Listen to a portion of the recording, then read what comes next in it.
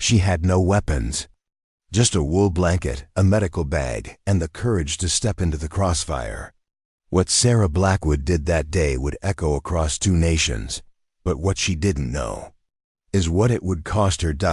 Thank you so much for watching and for all your comments. Let me know at the end if you like the story, and where you're watching from and why you're following this. The year was 1868, and the unforgiving Texas sun beat down on the arid plains of Comanche territory. Sarah Blackwood, a 28-year-old nurse who had served in the Civil War, had come west seeking purpose after the fighting ended. The small settlement of Fort Davis had welcomed her skills, though many questioned why a respectable Eastern woman would choose such a harsh and dangerous life. Sarah stood on the porch of the settlement's modest clinic, wiping her brow as she watched a dust cloud approach from the distance. Her faded blue dress, once fine but now practical with rolled-up sleeves, whipped around her ankles in the hot breeze. "Riders coming," called the young lookout from his post. The settlement stirred to life. These were tense times between the settlers and the Comanche.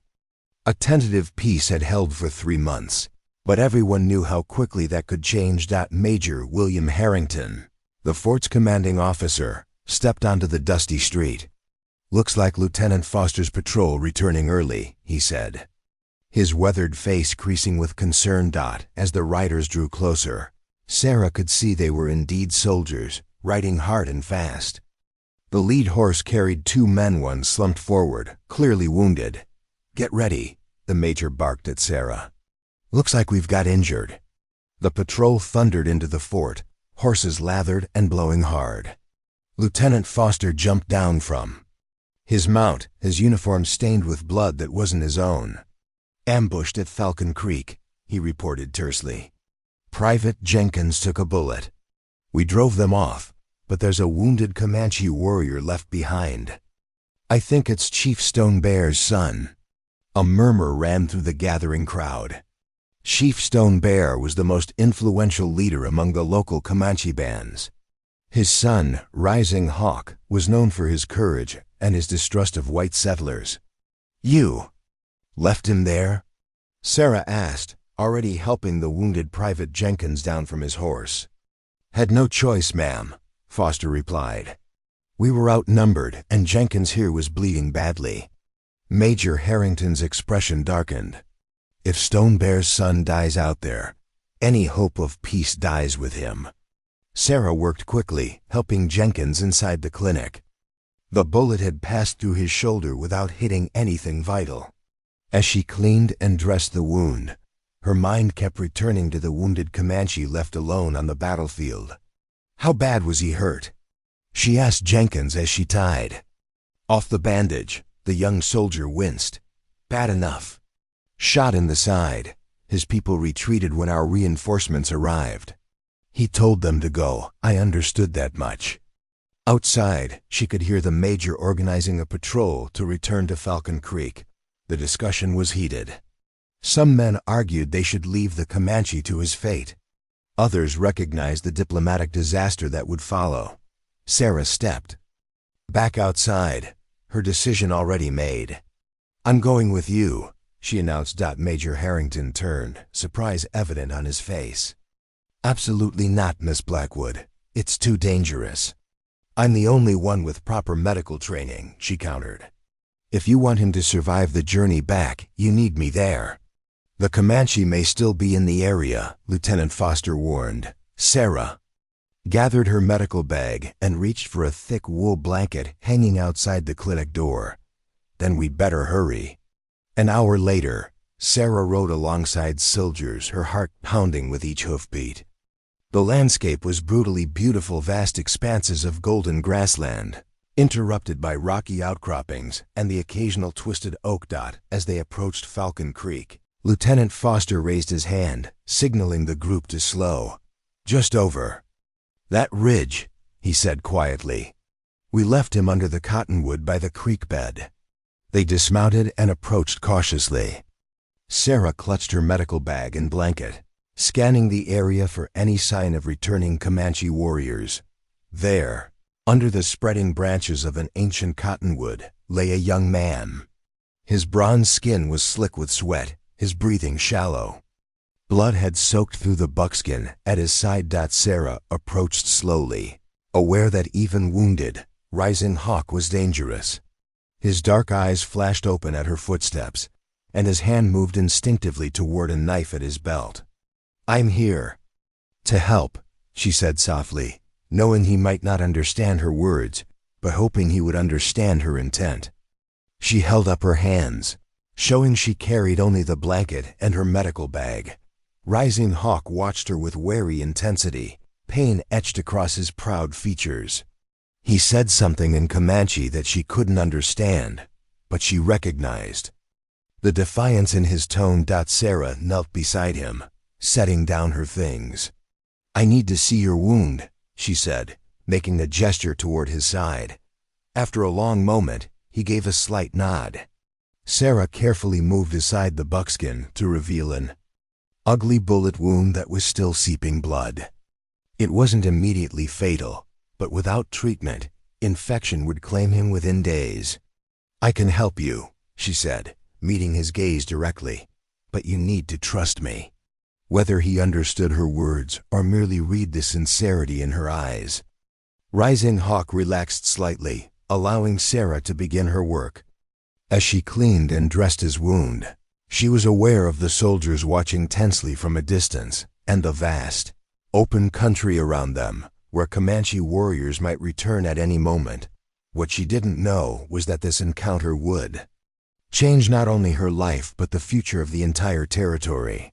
For in saving Rising Hawk, Sarah Blackwood was about to be pulled into a conflict far larger than one wounded warrior beneath a cottonwood tree. Night was falling by the time they returned to Fort Davis, the wagon jostling over the uneven ground. Sarah sat in the back, monitoring Rising Hawk's condition. The Comanche warrior drifted in and out of consciousness, occasionally muttering words she couldn't understand. The wound had been cleaned and bandaged as best she could in the field, but he needed proper care and rest. The fort's gates opened, and a crowd immediately gathered. Word of their mission had spread, and opinions were sharply divided. Some settlers pressed forward, curious to see the son of Chief Stone Bear. Others hung back, expressions dark with distrust. "Make way," Major Harrington commanded, clearing a path to the clinic. As the soldiers lifted Rising Hawk onto a stretcher, Reverend Thomas Caldwell pushed through the crowd, his thin face contorted with disapproval. "Major, this is madness," he protested. "Bringing a savage into our settlement, after all the atrocities they've committed." "This savage is our best hope for maintaining peace," the major replied firmly, "and he's Chief Stone Bear's son. All the more reason to use him as leverage," a gruff voice called out. It belonged to Silas Thornton, a cattle rancher who had lost family to Comanche raids. "Tell Stone Bear he gets his boy back when he moves his people further west." Sarah stepped between them and the stretcher. "This man is my patient," she said, her voice steady despite her exhaustion. "I'll not have him used as a bargaining chip. Not while he's under my care." "You've overstepped, Miss Blackwood," Thornton warned.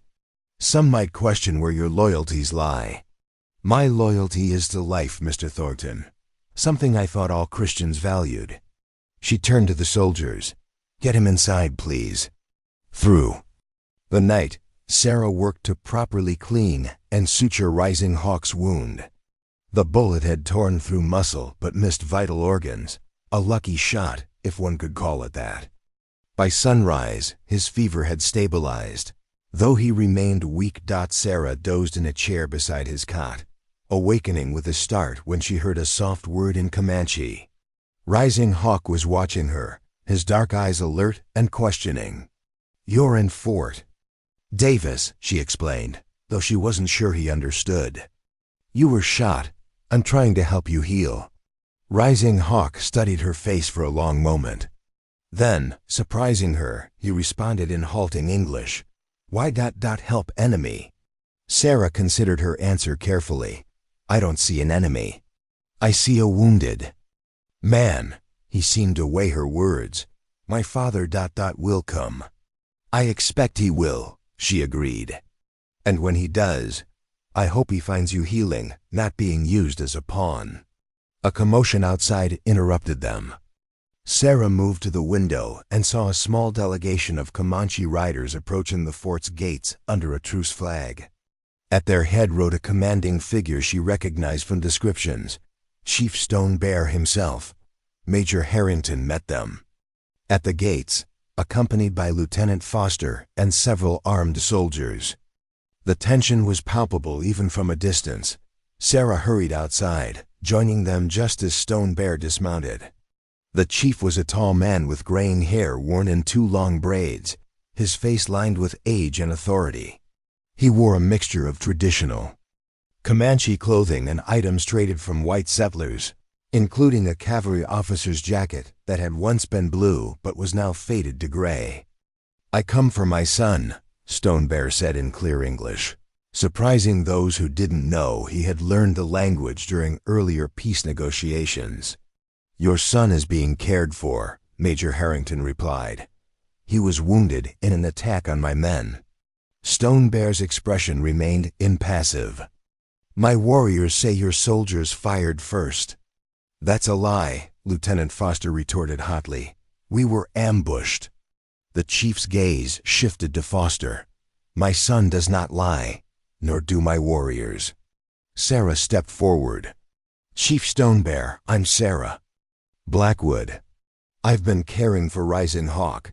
His wound is serious but not fatal. With proper care, he will recover fully. Stone Bear studied her with penetrating intensity. You are the woman who went to him when he fell? Who covered him with blanket when others pointed guns? News traveled fast on the plains. Yes, she acknowledged. I'm a healer. It's what I do. Something changed in the chief's demeanor, not softening exactly, but a subtle shift. I would see my son. Inside the clinic, Rising Hawk attempted to sit up when his father entered. Stone Bear moved to his son's side, and they spoke quietly in Comanche. Sarah stood back, giving them privacy but remaining present as the physician responsible for her patient. After several minutes, Stone Bear turned to Sarah. My son says you have gentle hands but strong spirit. He says you argued with your own people to protect him. I did what was right, she replied simply. Stone Bear nodded slowly. There's talk of war again. Many young warriors want to drive all white settlers from our hunting grounds. Many of your people want to kill or imprison all Comanche. And what do you want, Chief Stone Bear? Sarah asked. I am old enough to know that war brings only graves, he answered. But I cannot stop it alone. Major Harrington, who had been standing silently by the door, stepped forward. What are you proposing? A council, Stone Bear said. 7 days from now. All chiefs, all military leaders. We talk instead of shoot. He looked at Sarah. And my son stays here until then, under her care. Not as prisoner, but as bridge between our peoples. The major looked uncertain. I'll need to wire for approval from Fort Worth.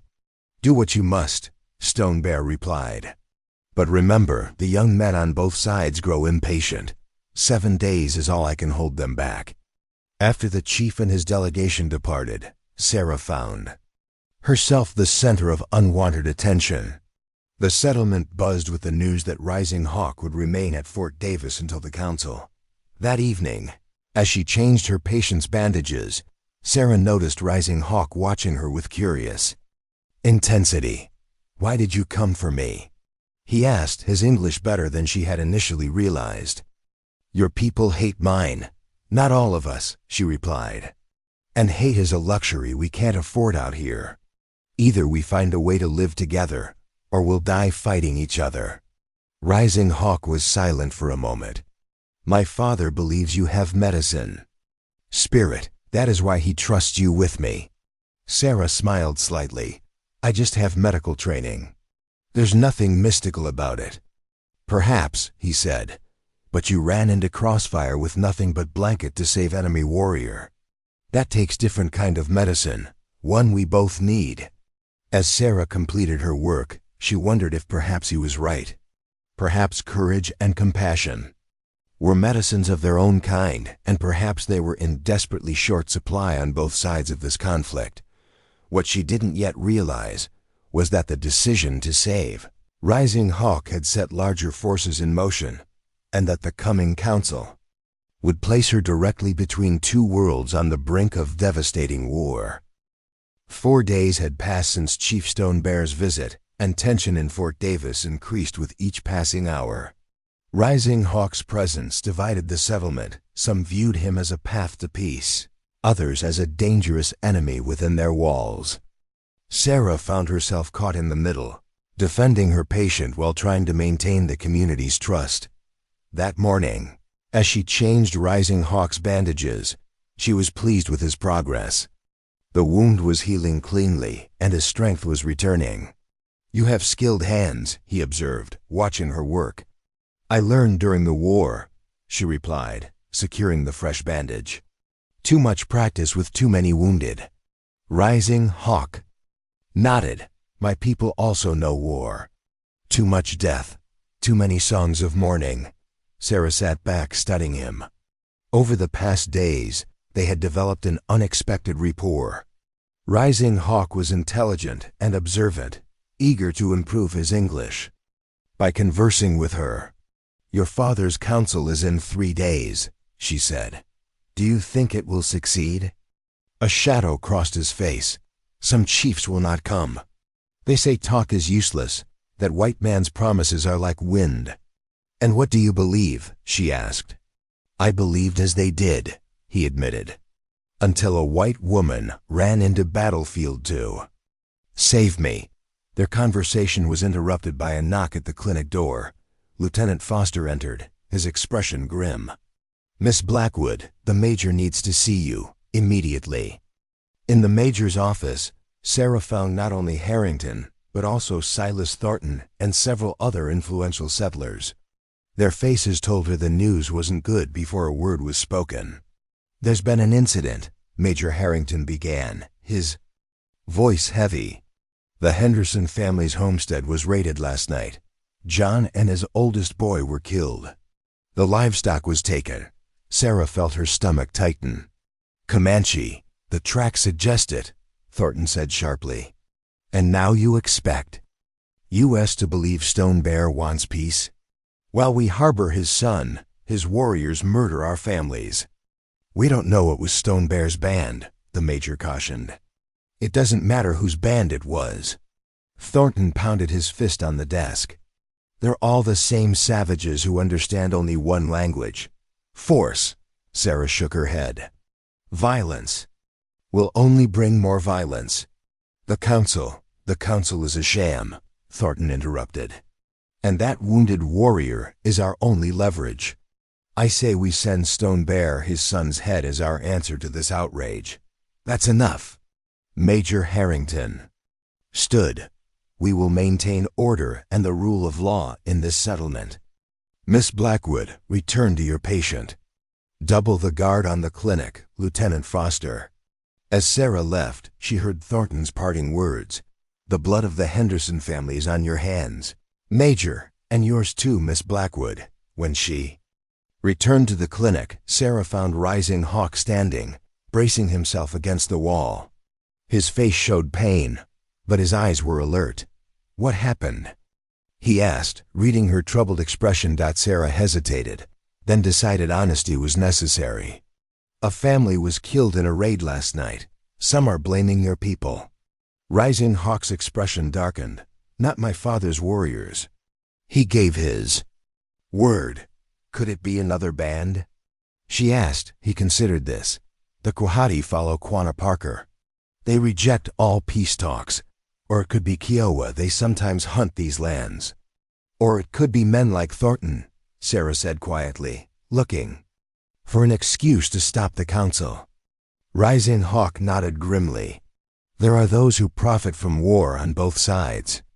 That night, Sarah struggled to sleep, her mind racing with worries.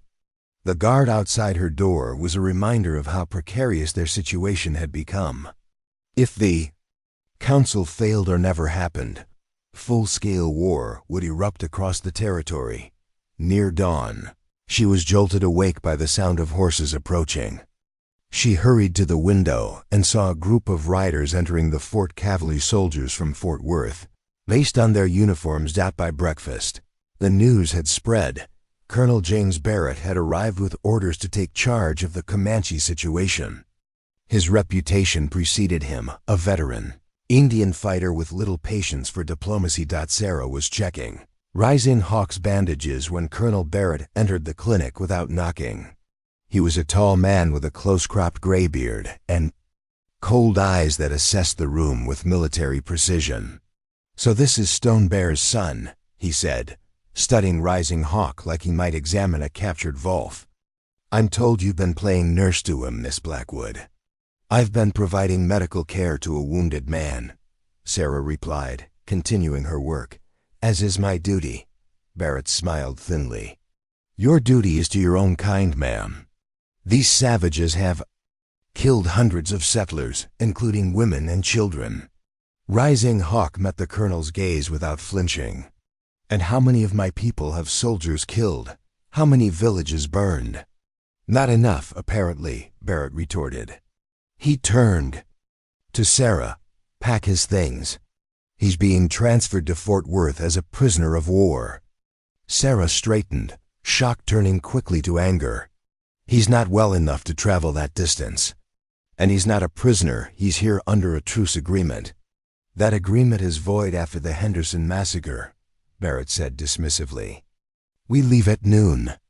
After he departed, Sarah turned to Rising Hawk, who was already attempting to stand. "You can't travel," she insisted. "Your wound could reopen." "I have no choice," he replied grimly. "But if they take me to Fort Worth, there will be no council. War will come." Sarah knew he was right. Colonel Barrett's arrival had changed everything. The delicate peace that Stone Bear and Major Harrington had been working toward was unraveling before her eyes. "I need to speak with the Major," she said. Heading for the door. She found Harrington in heated discussion with Barrett and Lieutenant Foster. Their voices carried across the parade ground. "Your orders overstep, Colonel," Harrington was saying. "This fort is under my command." "Not anymore," Barrett replied, producing a document. "Direct orders from General Sherman. I'm to secure the territory by any means necessary following the Henderson incident." "We don't even know if Stone Bear's band was responsible," Foster argued. Barrett's laugh was cold. "All savages are responsible. The only good Indian is Don't you dare finish that sentence," Sarah interrupted, her voice carrying such unexpected authority that all three men turned in surprise. "This doesn't concern you, Miss Blackwood," Barrett said dismissively. "It concerns all of us," she countered. "If you take Rising Hawk to Fort Worth, you're guaranteeing war. Is that what you want? More dead soldiers? More dead settlers? More dead Comanche?" Barrett's eyes narrowed. "I want these lands safe for civilization, ma'am." Something a woman couldn't be expected to understand. "I understand plenty," Sarah shot back. "I've seen what civilization did during the war. I've patched up men torn apart by cannon fire and infection. If that's civilization, perhaps we should reconsider its value." Major Harrington cleared his throat. "Colonel Barrett's orders are clear, Miss Blackwood. Rising Hawk leaves at noon." Sarah looked from face to face, realizing she would find no allies here. Barrett's arrival had shifted the balance of power, and with it, the chance for peace. As she turned to leave, Lieutenant Foster caught up with her. "I'm sorry," he said quietly. "The Major's hands are tied." "Then mine are not," she replied with sudden determination. Back at the clinic, Sarah found Rising Hawk attempting to dress himself, his movements stiff with pain. "They will take me to die in Fort Worth," he said matter-of-factly. Sarah began gathering medical supplies, her mind racing. They'll have to catch you first. Rising Hawk looked at her in surprise. What are you saying? I'm saying we're leaving, she replied, meeting his gaze. Before noon. The mid-morning sun cast long shadows across Fort Davis as Sarah finalized her desperate plan. She had sent word to Dr. Miller, the elderly physician who occasionally assisted her, claiming she needed urgent help with Rising Hawk's wound. This would buy them time while she made final preparations. We'll take the supply wagon, she explained in hushed tones to Rising Hawk. I've told Jacob, the stable boy, that I need to gather herbs from the creek bed. He's hitching it now. Rising Hawk watched her with a mixture of disbelief and respect. You risk everything. Not everything, she replied, checking the medical supplies she'd packed. Just my position here. Perhaps my reputation. She didn't mention the more serious consequences they both knew she might face. Why? He asked simply. Sarah paused, considering the question. Because I believe your father truly wants peace. Because I've seen enough death in my lifetime. And because what Colonel Barrett plans is wrong. A knock at the door made them both tense, but it was only young Jacob. Wagon's ready, Miss Blackwood, he said, his freckled face peering into the clinic. Got it waiting by the back entrance like you asked. Thank you, Jacob. Remember, not a word to anyone for at least an hour. The boy nodded solemnly, eyes wide with the importance of his role in whatever mysterious errand the nurse was undertaking. Once Jacob left, Sarah helped Rising Hawk to his feet. Though stronger than before, he still winced with pain as he moved. Lean on me, she instructed, supporting his weight as they made their way to the back door. Outside, the wagon waited, a canvas cover providing some concealment. With effort, Rising Hawk climbed aboard, lying flat among the supplies Sarah had arranged earlier. She covered him with blankets, then took the reins. Just stay quiet, she whispered. I'll get us past the guards. The fort's rear gate was less heavily guarded than the main entrance. As Sarah approached, she nodded casually to Private Wilson, a young soldier who often assisted in the clinic. Morning, Miss Blackwood, he greeted her. Where are you headed? Falcon Creek, she replied with a practiced ease that belied her pounding heart. Some of the yarrow should be flowering by now. Good for poultices, Wilson nodded, seemingly satisfied. Be careful out there. Colonel's got everyone on edge with talk of Comanche war parties. I won't go far, she promised as he opened the gate. As the wagon rolled through, Sarah fought the urge to look back or hurry the horses. Only when they had crested the first hill did she exhale fully. We made it past the fort, she told Rising Hawk. But they'll come looking once they realize you're gone. He sat up cautiously, scanning the horizon. We must reach my father's camp. It lies 2 days' ride northwest, near the Sacred Canyon. I know the direction, Sarah said, but not the exact location. I will guide you, he assured her. But we must leave this trail soon. They will follow wagon tracks too easily. Sarah nodded, turning the horses toward a rocky outcropping that would make their trail harder to follow. As they traveled, the landscape grew increasingly rugged, the flatlands giving way to scattered mesas and deep arroyos carved by ancient floods. By midday, they heard distant hoofbeats. The search party had discovered their absence sooner than hoped. Sarah urged the horses faster, but the wagon wasn't built for speed over rough terrain. We cannot outrun them in this, Rising Hawk said, his face grim. We must hide until dark. Sarah guided the wagon into a narrow canyon, where the shadows provided some concealment. They abandoned the vehicle, taking only essential supplies, and climbed higher into the rocks. From their vantage point, they could see dust rising from the approaching riders. It's Barrett, Sarah confirmed, recognizing the colonel's distinctive gray horse through her small field glasses. And at least 8 men with him. They pressed themselves against the warm stone as the search party drew closer. Barrett halted his men at the entrance to the canyon, studying the ground. The wagon went in here, he called, Foster, take Williams. And check it out. The rest of you spread out and search the perimeter. Lieutenant Foster and Private Williams dismounted, approaching the abandoned wagon with weapons drawn.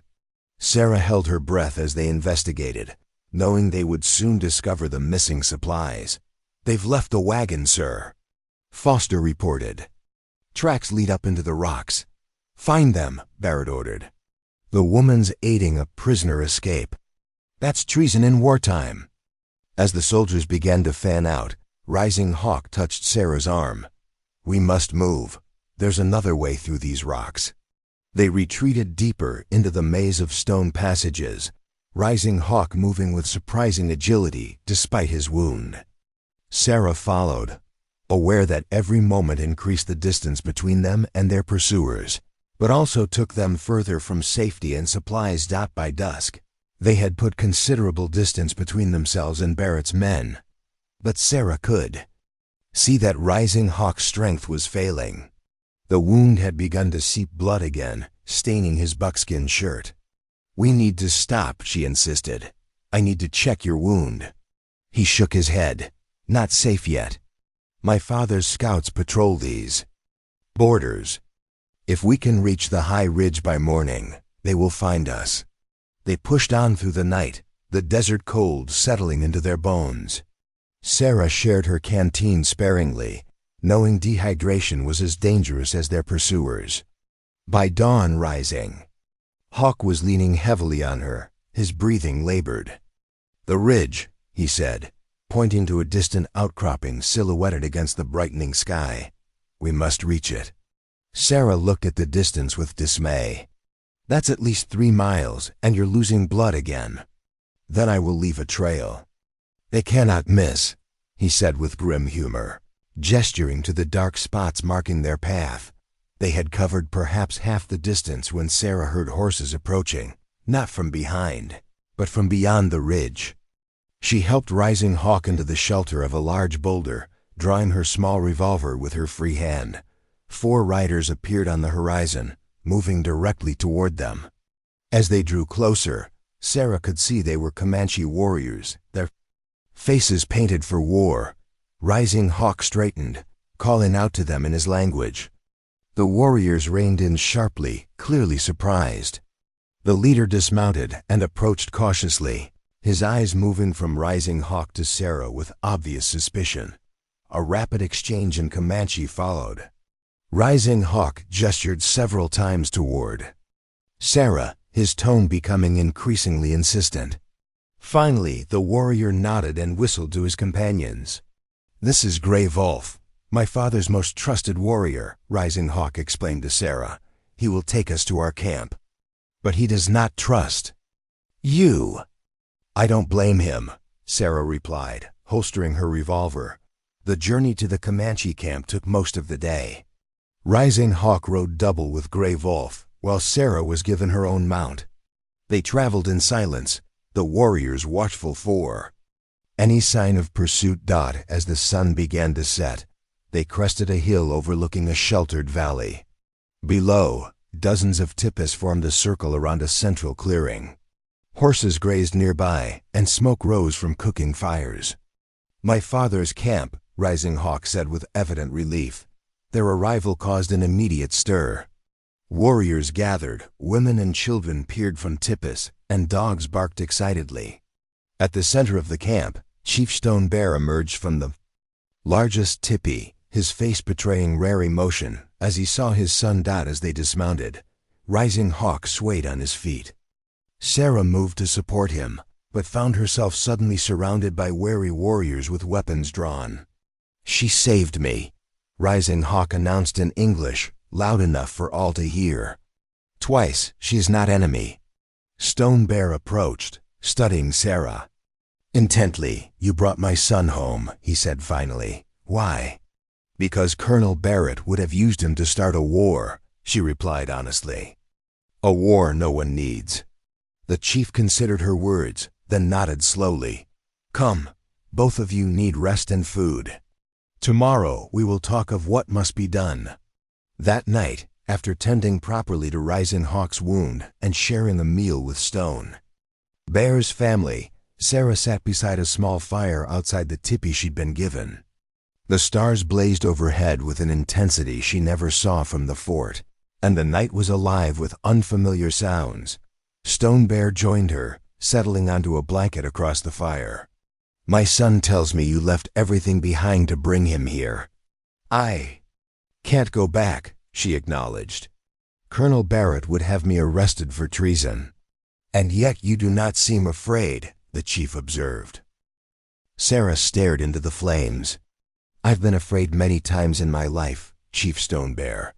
During the war, when I first came west, when we fled the fort. But fear shouldn't stop us from doing what's right." Stone Bear nodded thoughtfully. "Tomorrow, messengers ride to all Comanche bands and to Major Harrington. They will say that Rising Hawk lives and is home, that the council must still happen. Barrett won't allow it," Sarah warned. "Perhaps not," Stone Bear agreed. "But you have shown that not all white settlers want war. That is important knowledge." As Sarah watched the embers glow against the desert night, she realized that in saving Rising Hawk, she had indeed built a bridge between two worlds. But whether that bridge would carry the weight of peace or collapse under the strain of ancient hatreds remained to be seen. What she did know was that her impulsive decision to run into the crossfire with nothing but a blanket had led her to this moment, under strange stars in the heart of a Comanche camp. And somehow, despite everything she'd lost, it felt like the beginning of something more important than anything she'd left behind.